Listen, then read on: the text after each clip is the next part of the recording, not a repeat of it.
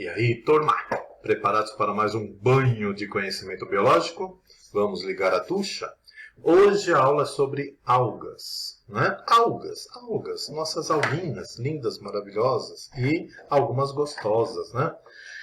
Pessoal, algas são do reino protista, basicamente, né? É lógico que nós temos algas procariontes que são as cianofícias, as chamadas algas azuis. Mas aqui nós vamos falar das eucariontes. Todas as eucariontes, quer seja uni ou pluricelulares, estão no reino protista, tá? Ainda está no reino protista, né? Pode ser que tenhamos, desculpa aí o português, algumas mudanças aí no futuro. Mas hoje as algas estão no reino protista. Então, por favor, não é um vegetal aquático, tá? Vegetal é reino plantae. É outra característica. Aqui todas as algas, inclusive aquelas enormes, chegam a 60 metros aí, algumas, como sargassos aí, elas são do reino protista, então não são vegetais. Elas foram realocadas, faz aí uns 20 anos, aí 20, 30 anos já, do reino plantae para o reino protista. Porém, aqui nós também temos as unicelulares. E é isso que nós vamos fazer agora, conhecer as algas do reino protista. Bom, o que é uma alga, né? Como é que eu sei que é uma alga? Bom, primeiro, é um ser fotossintetizante eucarioto, né? É lógico que aqui eu estou falando das protistas. Temos procariontes, que são as cianofícias. Porém, aqui vamos falar das eucarióticas. Fotossintetizante, ou seja, fez fotossíntese. Vive em ambiente aquático, tá? Há uma grande chance de ser uma alga. Por quê? Lógico que nós também temos vegetais aquáticos. Porém, há uma grande chance. Porém, a gente tem que ter outros critérios, correto? Organização corporal é muito simples, ou seja, elas não possuem tecidos muito complexos, não tem órgãos como os vegetais, tipo raiz, caule, folhas, que são órgãos. A nossa queridinha alga, as pluricelulares, praticamente é um talo, uma estrutura chamada talo.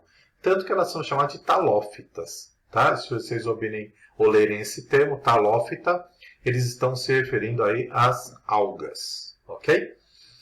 Presença de parede celular, o que muda bastante é a composição dessa parede, vamos ver daqui a pouco. Inclusive a gente retira daqui alguns produtos interessantes aí para o nosso dia a dia.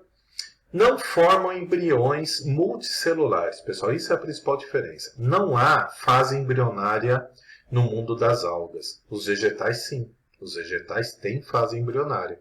Eles não possuem embriões multicelulares, tá?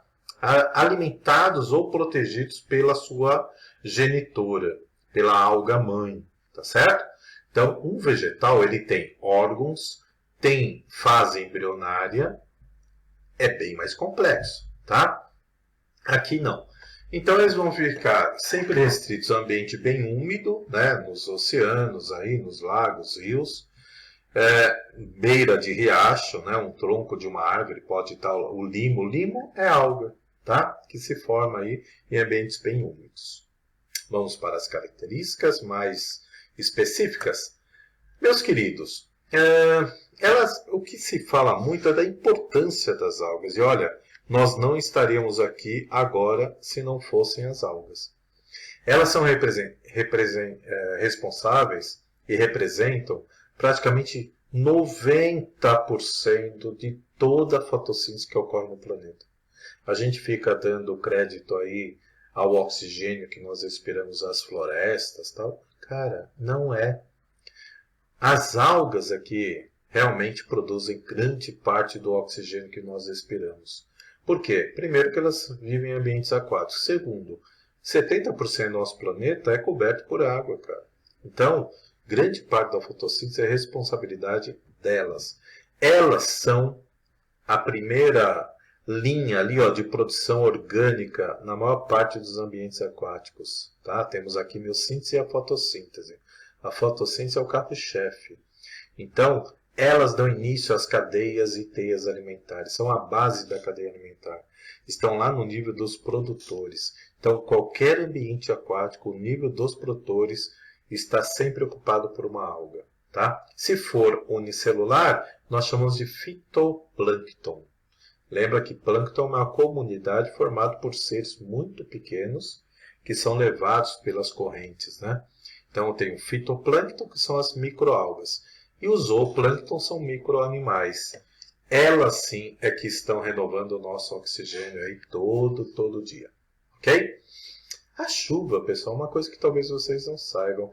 Bactérias e algas unicelulares liberam uma substância chamada dimetilsulfeto. Ele é um agregador de vapor d'água, formando nuvens. E graças a esse dimetilsulfeto, nós temos nuvens. Posteriormente, nós temos a chuva caindo. Olha que legal, cara. Elas ajudam a regular aí os ciclos de chuvas no planeta. Algumas nós utilizamos na alimentação. A laminária, né? Que é uma feofícia, que é uma alga parta, é o famoso combo aí na culinária nipônica. Alguns pratos aí japoneses utilizam essa alga. A fórfira, né, que é uma rodofícia, uma alga vermelha, é o famoso nori do sushi, sashimi, temaki, né? Então a gente pode utilizar algas para alimentação, tá? Inclusive para fazer aquela gelatina de algas, né? Nós retiramos da parede celular o agar. O agar e a agarragenina, elas são substâncias retiradas de paredes celulares de algumas algas que eu vou mostrar daqui a pouco. E aí a gente pode usar uma substância gelatinosa, né? É uma proteína associada a um carboidrato. O agar-agar a gente usa inclusive no laboratório para fazer cultura de bactérias, né? A agarragenina é muito usado como estabilizante, né? Que é formando emulsão, emulsificante. Laxante, cremes dentais, tudo usa a agarragenina. As algas partas, tiroasto algínico ou alginato, né? Também presente na parede celular, que também é usado como espessante na indústria alimentícia. O que é um espessante, pessoal? Para fazer aquelas substâncias cremosas, né? Tipo, vou fazer um sorvete cremoso. Pô, sorvete cremoso precisa colocar gordura ali, né? Mas sorvete de maracujá, por exemplo, que é líquido. Como é que a água vai se juntar com gordura? Lembra da bile? Né? Aí eu preciso colocar um emulsificante, que a gente chama de espessante. Aí esses produtos são usados na indústria. Aí faz com que a água se agregue à gordura, formando aquela substância cremosa. Né? Então, isto é os espessantes que estão aqui falando, estabilizante ou espessante. Tá joia? Ou seja, temos muito a agradecer às nossas alguinhas, principalmente pelo oxigênio que está constantemente renovado aí. Lembra que o oxigênio é muito eletronegativo, é muito reagente, né? Se não fosse a fotossíntese constante, não teríamos mais oxigênio na atmosfera. Então são as algas que estão aí renovando. Beleza? Bom, quais são as algas, né? Nós temos uni e pluricelular. Eu vou falar de as mais importantes aqui, porém, é legal que a gente possa dar uma olhada nesse quadro e perceber que elas possuem, por exemplo, os chamados pigmentos acessórios. Olha aqui, ó, que eu estou circulando. O que é um pigmento acessório, pessoal? É um pigmento acessório da fotossíntese. Todas elas possuem clorofila. Olha aqui, ó, todas possuem. Porém, além da clorofila, elas também possuem outros pigmentos que dão uma outra coloração. Então eu tenho algas vermelhas, douradas, pardas, verdes, por causa desses pigmentos que estão auxiliando na fotossíntese. Então é aquilo da fotossíntese. A clorofila, ela não consegue aproveitar o comprimento de onda verde, tá? Tanto que ela reflete isso. Mas ela absorve o comprimento ali do espectro visível do azul e do vermelho. Vamos estar mais lembrado em fotossíntese, né? Mas se eu tiver uma alga vermelha, que tem um carotenoide ali, né, uma eritrofila, chamada de eritrofila, ela vai rejeitar o vermelho, porque aí é o que eu estou vendo, porém ela vai absorver os outros comprimentos, que a clorofila não consegue. Por isso que as algas são muito mais eficientes na fotossíntese do que um vegetal. O vegetal tem praticamente só a clorofila. As algas não. Além da clorofila, ela possui os pigmentos acessórios, tá?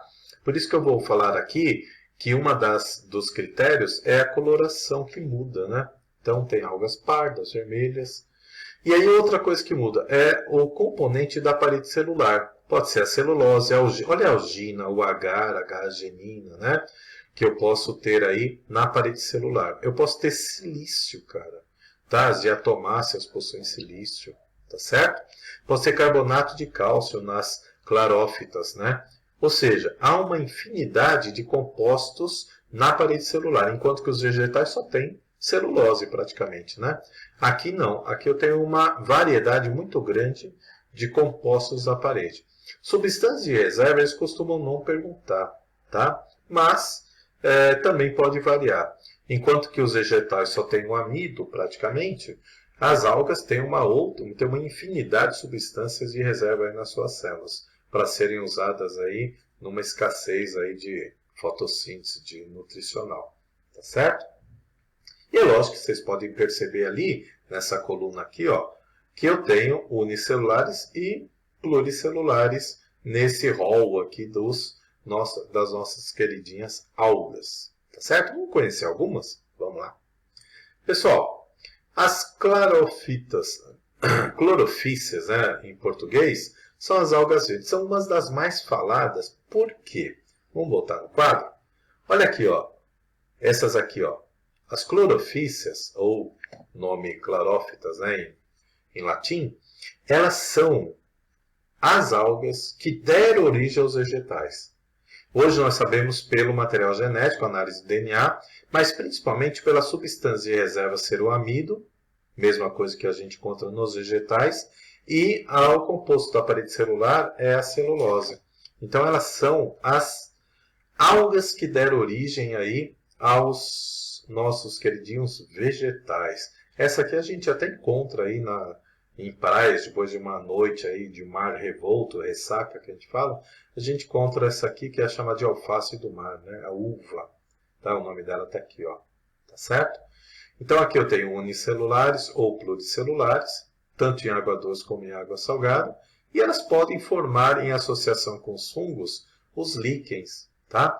E olha que legal, a gente vai ver lá na zoologia que eu tenho os corais e hidras, né? Elas fazem aí uma associação com algumas algas, chamadas zooxantelas, né, no modo geral, mas eu tenho as zooclorelas que também vivem em associação com os animais. Depois lá nos reino animalia, quando eu falar dos quinidários, eu vou falar como é que ocorre essa associação e qual a importância dela.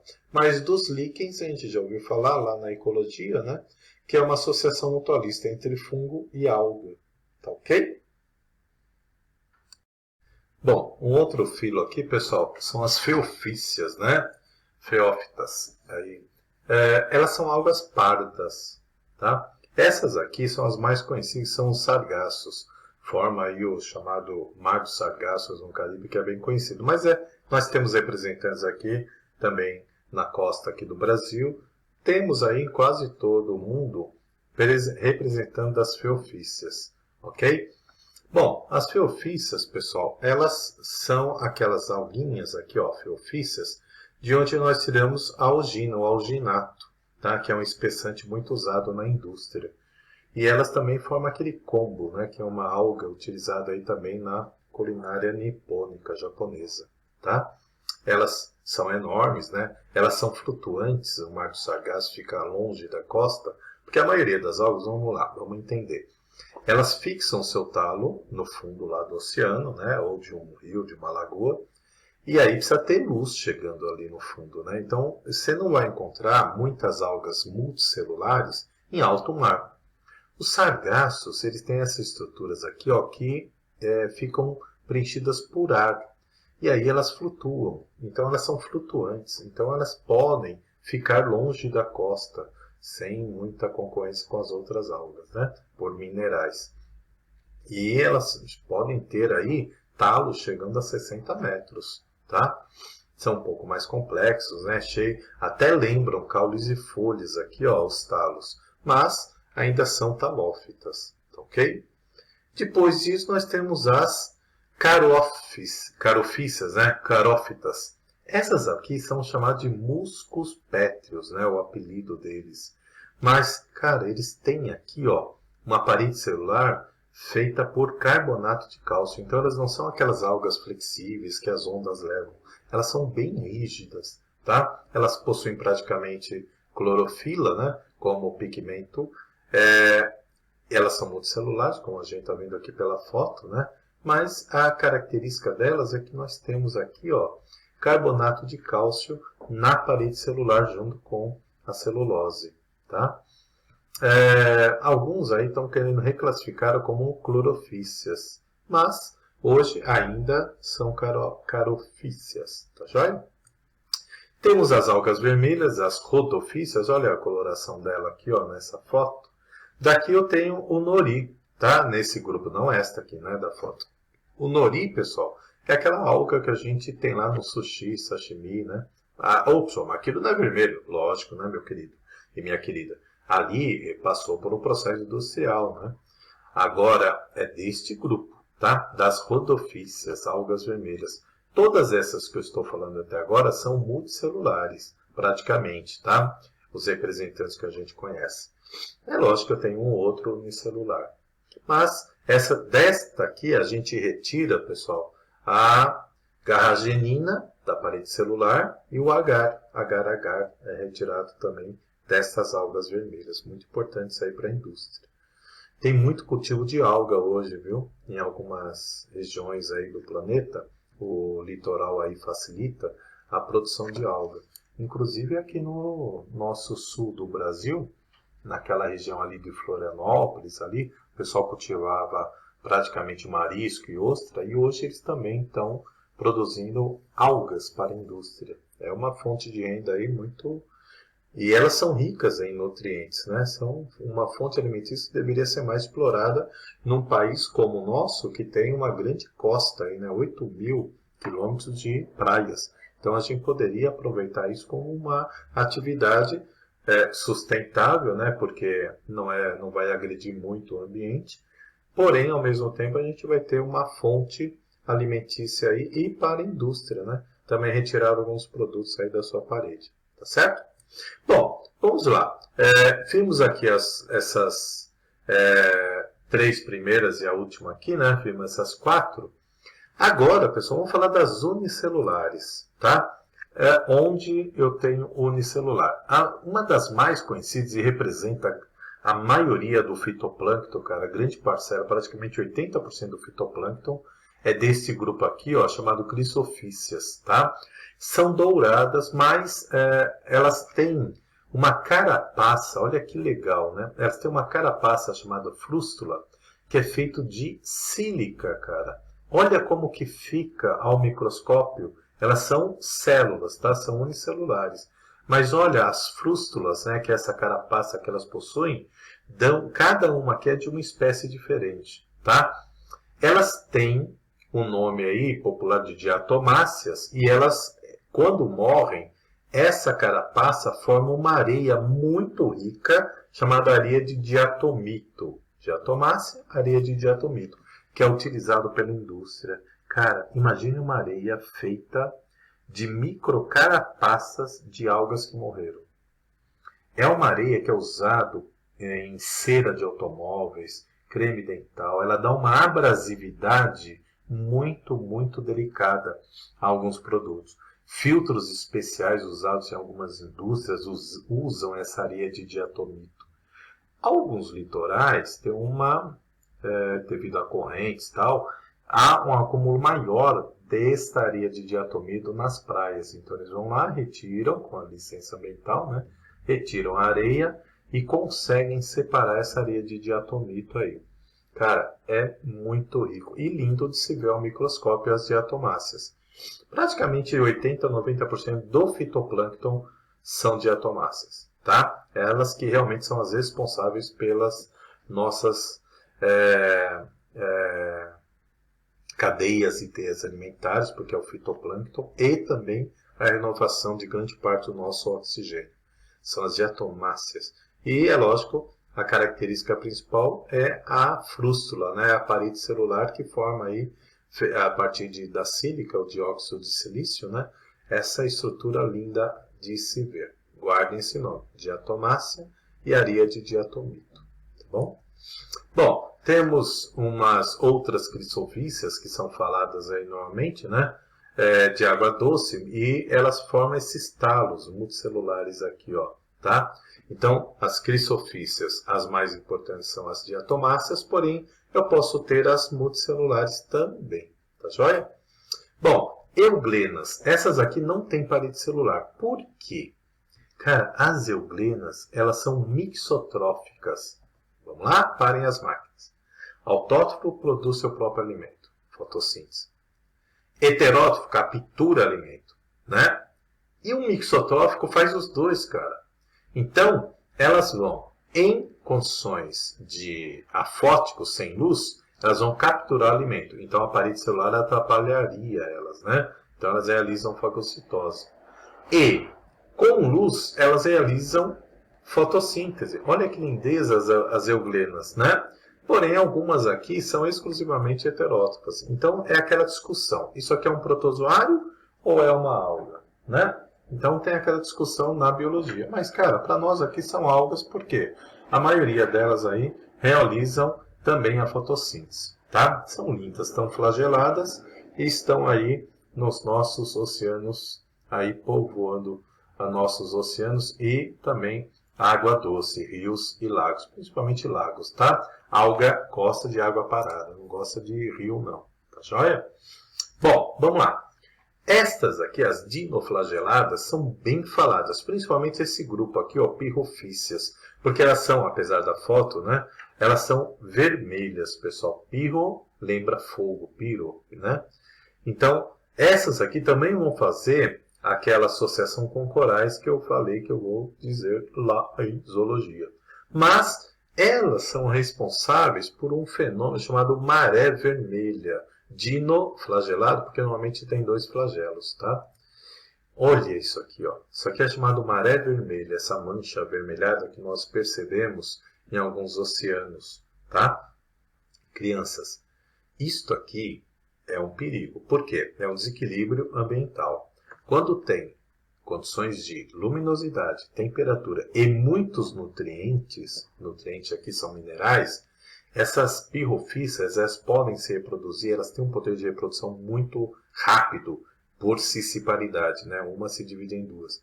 E forma essas manchas que chegam a quilômetros, pessoal, no mar. Por isso é chamado de maré vermelha.